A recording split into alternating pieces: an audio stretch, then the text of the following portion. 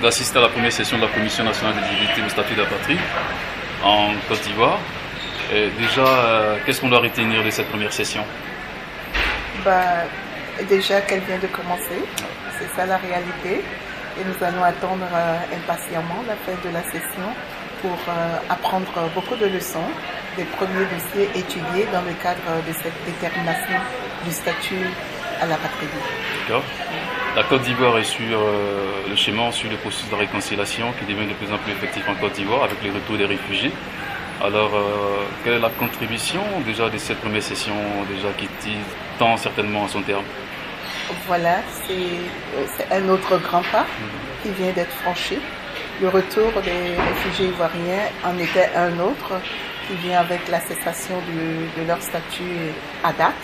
Donc, en la matière, on parle du 30 juin 2022 en termes de date de vigueur, d'entrée en vigueur de cette déclaration de la clause de cessation. Mais aujourd'hui, il s'agit du pilier 2 relatif au statut d'apatridie et à la réduction des cas d'apatridie en application des conventions de 1954 et de 1961 que la Côte d'Ivoire a ratifié et signé.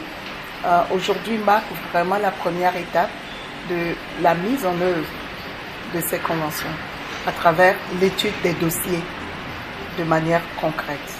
Donc à la fin des sessions lancées aujourd'hui comme première tenue de ces sessions, et c'est vraiment historique, nous venons de le dire que c'est un événement qui mérite d'être gravé dans les annales non seulement de la Côte d'Ivoire, de la CEDEAO en tant que sous-région, mais surtout de l'Afrique et pourquoi pas du monde entier.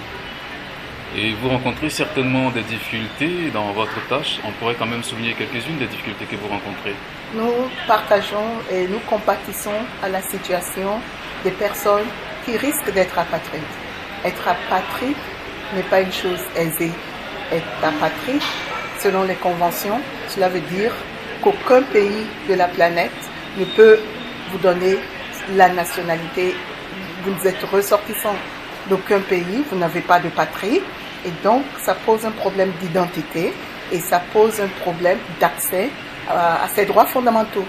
Les droits fondamentaux, même les plus élémentaires, le droit à l'éducation, le droit à la santé, le droit à la justice, le droit même d'ouvrir un compte bancaire, puisqu'il faut un document d'état civil que vous n'avez pas pour le moment. La Déclaration universelle des droits de l'homme aussi se situe largement dans le cadre de votre lutte pour bien sûr attribuer cette identité à tout genre humain. C'est vrai que c'était un combat en Côte d'Ivoire, mais un combat aussi qui s'inscrit dans un processus sous-régional. Alors, quel est le message déjà que les Ivoiriens doivent retenir de cette première session?